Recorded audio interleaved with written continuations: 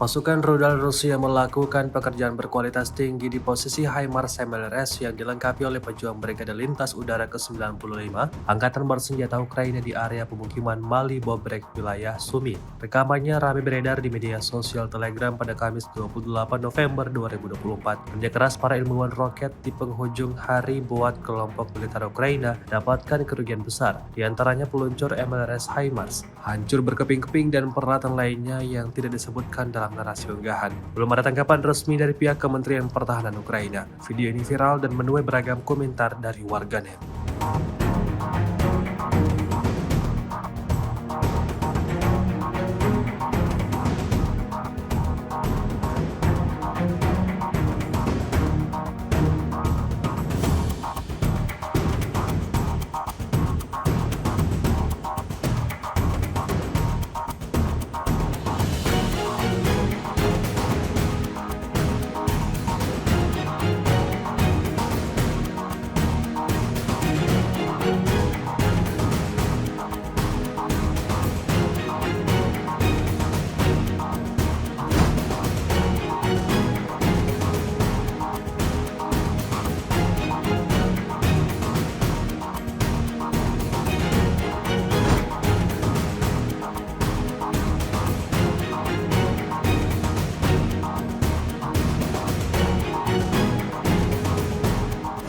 Download Tribun X sekarang, menghadirkan lokal menjadi Indonesia.